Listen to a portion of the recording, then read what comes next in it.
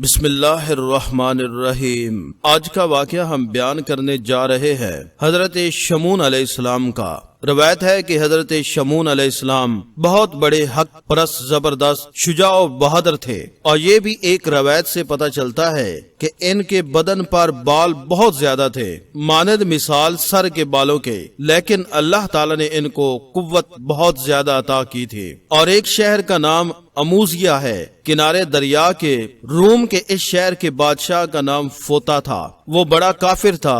اس نے ایک مکان عالی شان دریا کے کنارے تیار کرایا تھا، اور اس مکان کے بڑے ستون تھے، اور وہ اس میں اپنا جشن منایا کرتا تھا۔ حضرت شمعون علیہ السلام 4 مہینے ہر سال اس بادشاہ سے جا کر لڑا کرتے تھے، اور اس کافر بادشاہ کا 6000 کا لشکر تھا۔ حضرت شمعون علیہ السلام سے وہ لشکر بھی لڑا کرتا تھا۔ حضرت شمعون علیہ السلام چونکہ بڑے جری اور بہادر تھے، اس لیے اکیلے ہی کافر بادشاہ کے لشکر میں گھس کر ہر مرتبہ تقریباً 1000 فوجی مار آتے تھے، اور کثیر تعداد میں مجروح کر کے آتے تھے۔ پھر اس کے بعد وہ اپنے گھر میں بیٹھ کر عبادت برابر کرتے رہتے تھے، اور 4 مہینے برابر خلق خدا کی ضیافت بھی بہت کرتے تھے، اور خدا تعالی ان کافروں پر ہمیشہ ان کو غالب رکھتا تھا، اور اسی وجہ سے تمام کافر ان سے عاجز رہتے تھے۔ اور ایک روایت سے یہ معلوم ہوتا ہے کہ حضرت شمعون علیہ السلام کی بیوی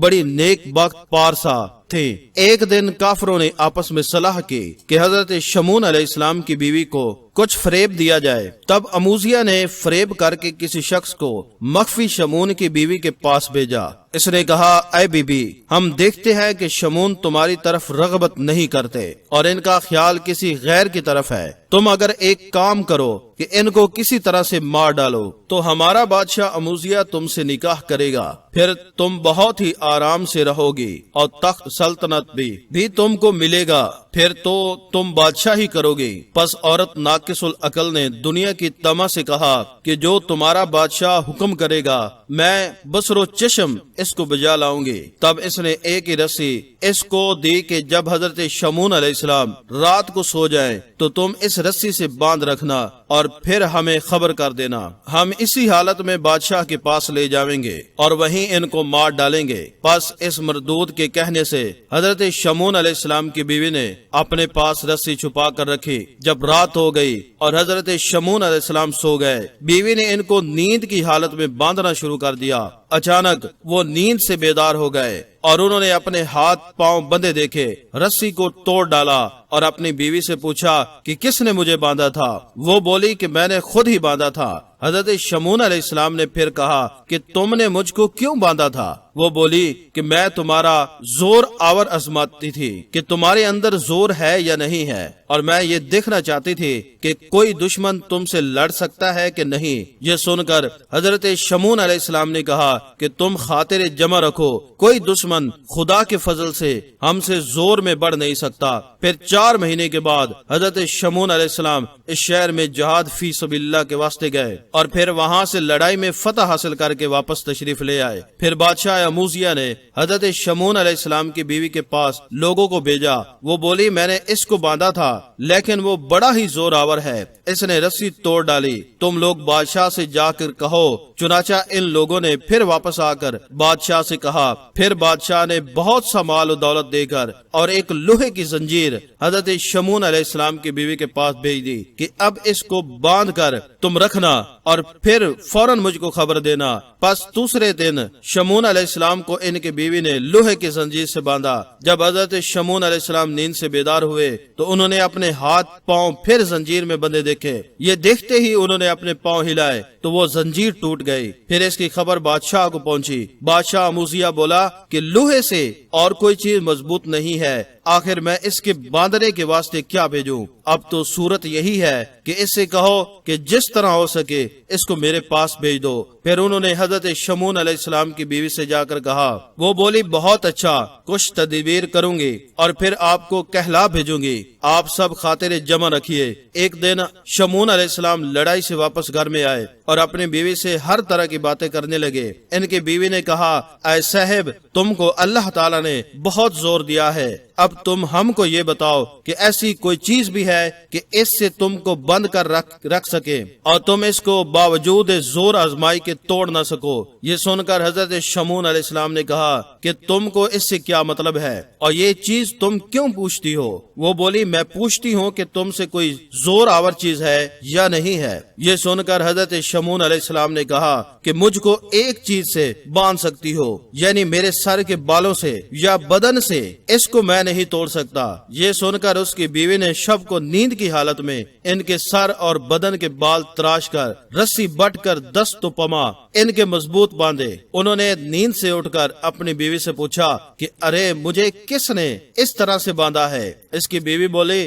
میں نے باندھا ہے اور میں تمہاری قوت آزماتی ہوں کہ دشمن بھی آپ کو باندھ نہیں رکھ سکتا، لیکن خدا کی مرضی کو میں نہیں کہتی ہوں۔ حضرت شمعون علیہ السلام نے اپنی بیوی سے کہا آؤ میرے بند کھولو، اور بولی کہ کئی دفعہ میں نے آپ کو باندھا اور آپ نے اپنی قوت بازو سے کھولا تھا، اس دفعہ مجھے کیوں بلاتے ہو؟ اس کے جواب میں حضرت شمعون علیہ السلام نے کہا کہ اگر میں ہلوں گا اور زور لگاؤں گا تو میرے تمام بدن کی ہڈیاں درم برہم ہو جائیں گے۔ پس اس کی بیوی نے جب دریافت کیا کہ بال کے بند توڑنے کی ان طاقت کو نہ رہی، پھر بادشاہ اموزیہ کو یہ خبر دی۔ یہ سنتے ہی اس ملعون نے 1000 مرد جنگی 76 سوار بھیجے۔ انہوں نے آ کر حضرت شمعون علیہ السلام کے ہاتھ پیر ناک کاٹ کر ان کی آنکھیں اور زبان نکال کر اور اونٹ پر لاد کر بادشاہ کے پاس حاضر کیا، اور سب کافر کہنے لگے کہ اب ہم سب شمعون علیہ السلام سے محفوظ ہو گئے۔ جب ان کو بے دست و باپا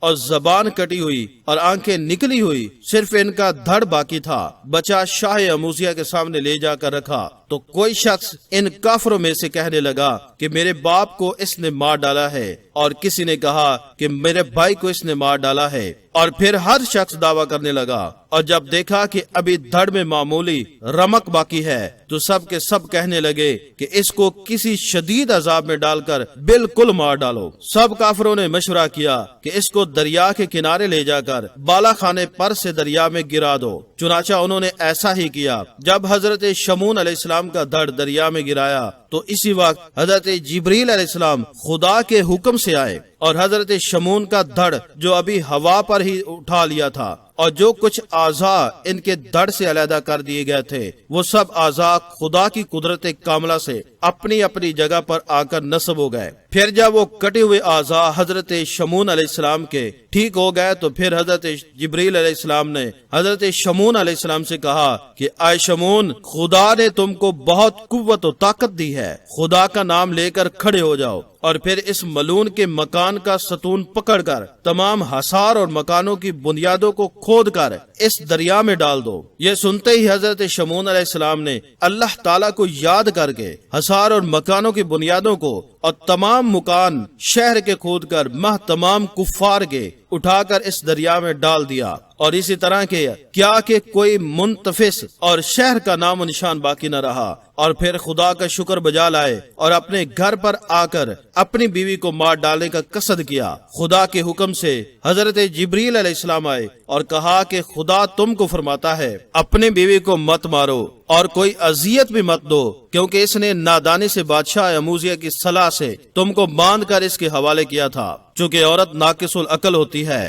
تم اس کی یہ تقصیر معاف کرو اور اس کے ساتھ نیک سلوک کرو، خدا مالک ہے۔ یہاں تک کہ تو یہ واقعہ قصص الانبیاء میں حضرت شمعون علیہ السلام کا بیان کیا گیا ہے، اور بعض تواریخ کی کتابوں میں اور بعض تفسیروں میں جیسے تفسیر مرادیہ اور جامع تواریخ میں شمعون کو نبی کر کے نہیں لکھا ہے، بلکہ بلاد عرب میں بنی اسرائیل میں شمعون نام ایک عابد زاہد پارسا تھا۔ اولاً اس کو اللہ تعالیٰ نے بہت زور دیا تھا اس کی نیک کاری اور نیک نیتی کے سبب، ثانیاً 1000 مہینے کی عمر اس کو بخشی، اور وہ 1000 مہینے تک روزے رکھتے رہے اور شب و روز عبادت کرتے رہے اور کافروں سے جہاد کرتے رہے، اور وہ ہر وقت نیک کام کرتے تھے جو ثواب کا باعث ہوتے تھے۔ ایک دن ان کی بیوی نے کافروں کی صلاح سے کافروں کے ہاتھوں سے ان کو مروا ڈالا، جس کا ذکر تفسیر مرادیہ میں لکھا ہے۔ میں اسی پر اکتفا کرتا ہوں۔ Thanks for watching video.